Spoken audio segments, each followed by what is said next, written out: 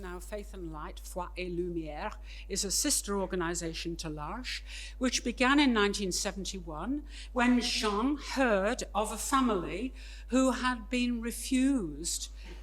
Their diocese was going on pilgrimage to Lourdes, and because they had 2 children with learning disabilities, the diocese wouldn't take them. And so Jean and Marie-Hélène Mathieu got together and they said, we will plan a pilgrimage for families who have people with learning disabilities. And the first pilgrimage was in 1971. And then it developed into another worldwide movement, non-residential, but people meeting together to share meals, to have prayer together, to be like a large community, but not residential, friends and families in particular locations. And because I had some contact with Faith and Light in Moscow through that, they invited me some years later in 2010 to share their 20th anniversary and to be a speaker. It's amazing how much English Russian people understand, by the way. So I took, a PowerPoint presentation and spoke to them, and the theme of the whole conference was everyone counts and matters for the whole body. So I talked to them about 1 Corinthians chapter 12 and how all the different body bits are important.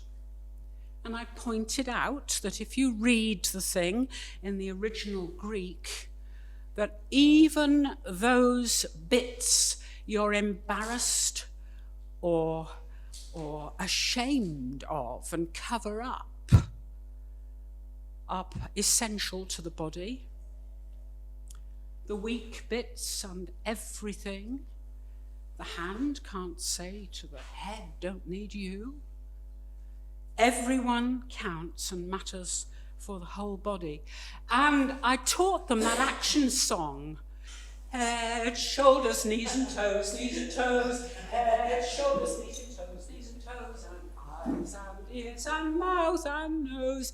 Head, shoulders, knees and toes, and all those people with learning disabilities, families, friends, they were doing it the whole of the week we were there. Going around, singing head, shoulders, and doing the actions. And they would have the same cloth laid out in the middle of the circle with beautiful things on it, stones and twigs and flowers and lovely objects. And then also in the middle would be this icon.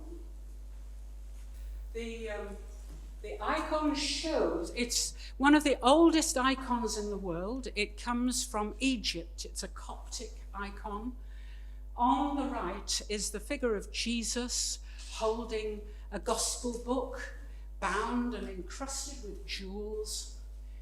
And like all Coptic icons, these big eyes and the halo. And on the left is St. Minas. St. Minas is a martyr saint who is known as the friend of Jesus, martyred for his Christian faith in the 4th century. And if you look very, very closely, you can see the fingers of Jesus on the shoulder of St. Minas. He's got his arm right round St. Minas, and you can see the fingers on his shoulder. So he's known as the friend of Jesus. And everywhere, all over this place where we were staying, everywhere we met, in all the meetings, there was this icon. And the number of times I heard, of course it was in Russian, so I never heard it directly, but someone with learning disabilities would point at the icon and say, he's my friend. He's my friend. There's my friend. So when they asked if there was anything I'd like to take back with me, I asked for one of those icons. And the answer came, of course, no problem. We just print them off the internet and stick them on cardboard. Increasingly battered, my cardboard icon from Moscow sits beside my bed, and I too can look and feel Jesus' hand of friendship on my shoulder.